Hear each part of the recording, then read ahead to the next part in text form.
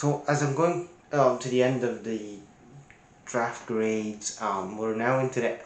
I'm going to talk about the NFC West. I'm going to talk about the NFC West here with the Los Angeles Rams 2025 draft class. Now we're going into the draft class. In the free agency this year, the Rams traded away Cooper Kupp, but Cooper Kupp went to Seattle, so he got traded away. And they needed somebody on that wide receiver side of things, and they traded Devontae Adams from the Jets. He was afraid from the Jets. The Jets released him at the end of the end of the 2024 season.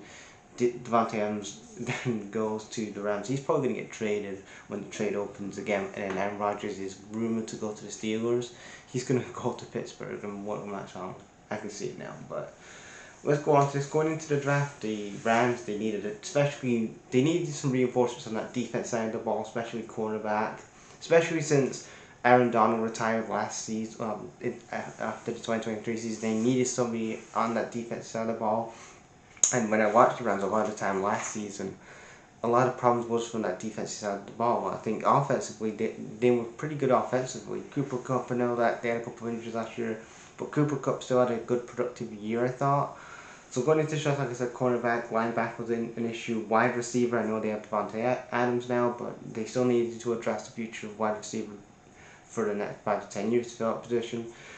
Offensive tackle, so somebody on the offensive line to be a starter. Tight end and a quarterback. Especially they need a quarterback for the future because Stafford's 36, 37 now. He's getting up there in age, and Stetson Bennett, there's no potential with Stetson Bennett. He's nearly 30 years old. He's nearly we're the same age. He's 28 end of the year. There's no real potential there. So they was looking for a quarterback. I know that they didn't go for a quarterback in this draft class because the draft class was very weak. Let's be real about this. But so the first pick they traded to the Falcons.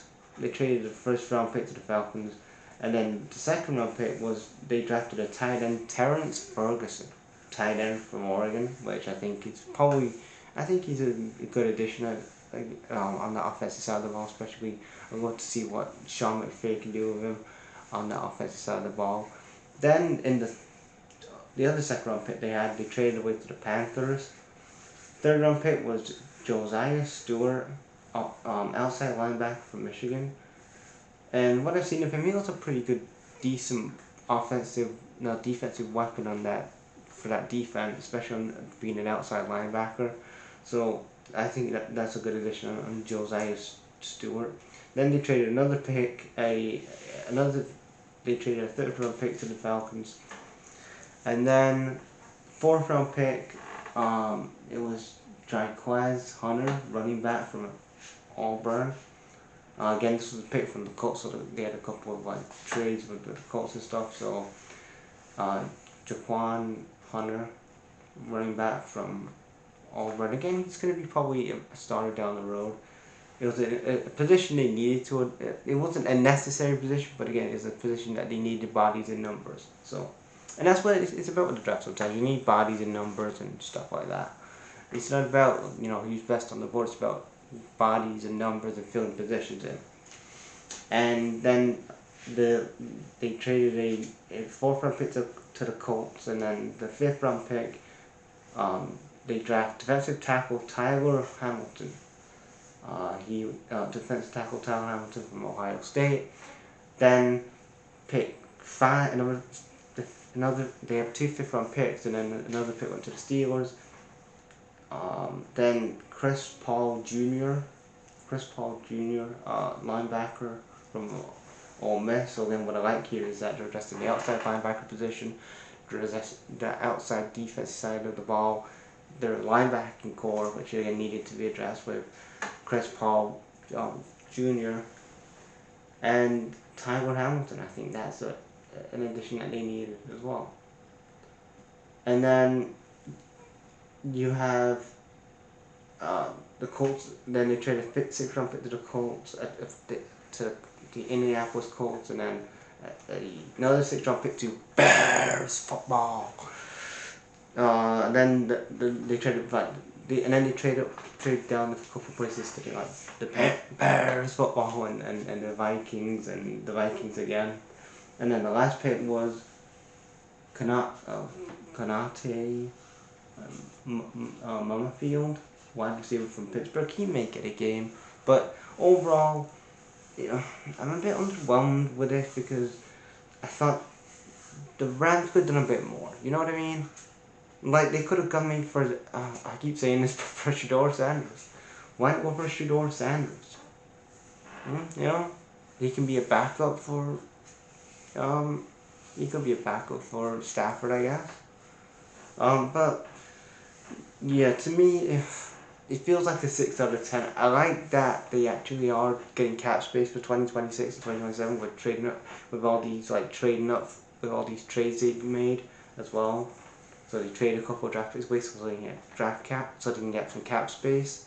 I'm liking that approach, but again, some people on this draft board, I like Terrence Ferguson. I think is going to be a good addition on that offensive side of the ball. I do like that you have addressed the running back situation, and especially the defense side of the ball was the main thing that you had to address. And also you didn't get a wide receiver because also Devontae Adams was coming, so I'll give it a 6 out of 10. Going on to the Arizona Cardinals now. So the Cardinals, again, like the Rams, they needed to focus on more of the defense side of the ball for them as well, which was edge, cornerback, defensive line, and then for the offensive side of the ball, it was they needed a star on the offensive line they needed a couple of stars on the offensive line. Let's be real, their offensive line isn't the best, and they needed a wide receiver, inside linebacker, and then a linebacker as well. So the first pick that they drafted was Walter Nolan, and I have seen him on tape. I think he's pretty impressive. I think he's pretty impressive. He impressed me on tape. I think this is a good addition from Ole Miss. And then second round they go for Will Johnson, quarterback from Michigan. I've seen a bit of him on tape. He looks impressive as a cornerback. So, but I still think there's some improvement to be done with Will Johnson, instead of Will Campbell. Will Johnson. Then, the third round, they go back as an edge passer, the edge rusher. They address the edge rushing, on the edge. They draft an edge rusher and Jordan Birch from Oregon. Then the fourth round pick, they draft go back again for a linebacker Cody Steinman, linebacker from Ohio State. Then fifth round pick, they traded fifth round pick to the Cowboys. Then they have another fifth round pick which they addressed again the defense side of the ball. Denzel Blake, quarterback from Ohio State. So again, somebody on that defense side of the ball is going to help you, which is definitely needed. Then another trade to Dallas. Then the two last round picks that they had was Hayden Connor, somebody on that offensive line that could be a starter. He's a 10th round pick, but he could get a good cameo, I guess, from Texas. And then the last pick was Kinton Crawford, safety from Nevada. Again, he could get a couple of games as a return specialist or something like that. Then we go on to the San Francisco 49ers. So after trading away Deebo Samuel, they needed somebody. After trading away Deebo Samuel to the Commanders, they needed somebody as a wide receiver. They had to address that position, especially with Deebo Samuel gone now, and they've got some money for him. So the first thing what I liked on what they did in this draft is they drafted Mikael Williams, defensive end from Georgia. I was impressed with him on tape. I think this is a good addition on that defensive line. You could have him for the next 5-10 years. Especially since DeMeco Ryan is gone, I think that's one position that they've struggled in the last 2 seasons since DeMeco Ryan is gone, is their defense side of the ball. And I think with Mikael Williams coming in, I think that's just going to tighten up their defense. And then Alfie Collins, I haven't seen him on tape.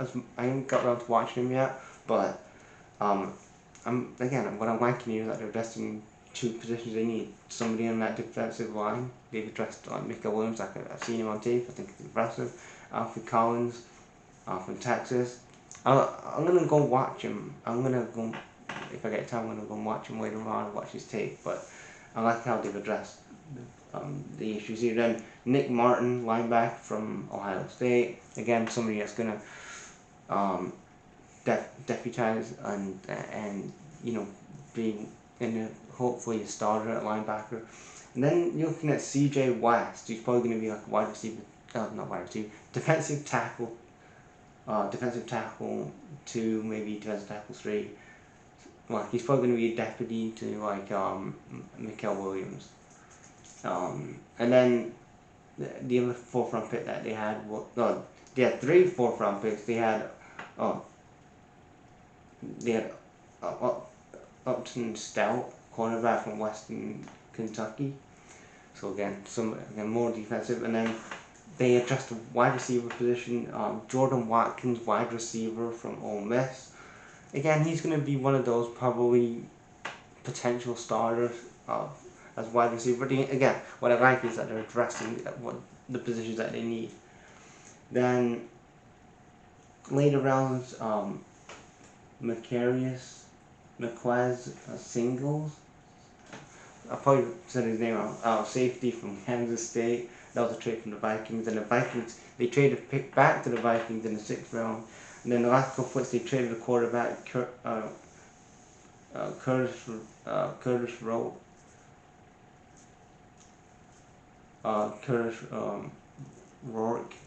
Curtis Rourke, quarterback from Indiana. Again, he's not going to start. He's 25. There's no upside in him. He's not going to start behind Brock Purdy. But again, he'll probably be a good backup for Brock Purdy if he has interest. So again, he's going to be 25 during the 2025 season. But yeah, I think again he's a good backup to have. I think. So, I've seen him on tape. I think he looks impressive as a backup. I won't start him, but again, Curtis Rourke, quarterback from Indiana. Yeah, it's a good backup. And then last couple draft picks for the 49ers was Connor Colby. He's a guard, so again he could be like a backup guard potential starter down the road for Iowa. Then Junior Bergen, wide receiver. Again, he's probably gonna be wide receiver 3, wide receiver 2 maybe, wide receiver 3 probably from Montana. So again, overall I'll say especially with the position that they need, like defense, I would say defense, and then they got wide receiver. They did address wide receiver as well, and addressed the running game on the offense side of the ball. I'm going to give the 49ers a 7 out of 10. Moving on to the last team of the NFC West, and that is the Seattle Seahawks. Now they've had a lot of departures in the free agency with Tyler Lockett departing and Metcalf going to the Steelers and Geno Smith going to the Raiders. So they've had a lot of a lot of clean out in Seattle. So going into this draft, they needed an inside linebacker, wide receiver, somebody on the offensive line, a safety, an edge, a cornerback, a tight end, and a quarterback. And kind of if you can find like a running back. So they drafted Gray Zabel, offensive line from North Dakota State, and then Nick Emuaru, safety from South Carolina. Again, I've seen a bit of his tape. I think he's a pretty decent safety. Somebody that can beef up that defensive side of the ball, which is again one of kind of their issues last year. And then Elijah Avaro, tight end from Michigan. Not from Michigan, from Miami. So again, what I like here is that they're addressing the offensive line, the defense side of the ball, and some weapons as well. And then a couple of trades here and then they traded a couple of draft picks to the Titans, 2 draft picks to the Titans, and then they drafted a quarterback, Jalen Milroe. I've scouted him. I'm pretty impressed with him. I don't think he's gonna start because they have Sam Darnold as a quarterback now, and I think. But again, to me, if I'm the Steelers, if I'm the Seahawks, just start Jalen Milroe. See what you have with him, because again, you've drafted him as, I know he's like a 3rd round pick, but give him a chance. If he stinks, he stinks at the NFL. But I was impressed with him on his tape. But the thing is, with drafting a young quarterback, especially, you gotta go in, because again, there's only so much potential with you know what a Sam Darnold has done. Like, yeah, he had a great season in Minnesota last year, but there's more upside and more potential in a Jalen Milroe from Alabama than there is from Sam Darnold. I think you should be starting Jalen Milroe and just see what you have with them. You know what I mean? And then the other picks, like again, they traded traded picks to the Patriots and skid marks, the Giants. Then they drafted Riley Mills, defensive tackle from Notre Dame, again beefed up that defense side of the ball. Robbie Dortz from Alabama, and then Torrey Horton, wide receiver from Colorado State. Again, they needed a wide receiver, and Torrey Horton, I think, is going to be a good addition. Maybe like wide receiver 2, maybe, for the Steelers. And then they go back on the offensive side of the ball, and they draft Bryce Cabeldue, offensive tackle from Kansas City. Then they trade a pick to Jacksonville and Pittsburgh and the Vikings because of the whole Sam Darnold trade. And then the last couple of picks, they get draft running back Damian Martinez from Miami, which was a pick from the Steelers pick, from obviously they acquired Metcalf. And then Mason Richmond, offensive tackle from Iowa, and then Ricky White, wide receiver from NCLV, and that was obviously Patriots pick, but that's what they got. So overall, I like that the Steelers addressed what the Steelers. I keep saying the Steelers. It's late. I like that the Seattle Seahawks addressed the positions that they needed. They needed somebody on that offensive line. They needed some stars on the offensive line. They needed some weapons on that, especially some weapons for Sam Darnold or maybe Jalen Milroe, whoever's going to start. And they needed a quarterback. Now, they needed a quarterback. And Jalen Milroe, no, quarterback class isn't the best, like I keep saying, but Jalen Milroe has some potential in it. But I would start him. Sam Darnold, again, you know what you have with Sam Darnold? He does well for so long, and then he doesn't do well. He's not, again, with Jalen Milroe, he's 22, 23, he's young, you can build around him. You can build around him and see what you have. Just give him a chance. But overall, I'm gonna give the Steelers a 7 out of 10. I'll give 7 out of 10. So yeah, that's my NFC West draft grade. You leave your grades about the NFC West in the comments, guys.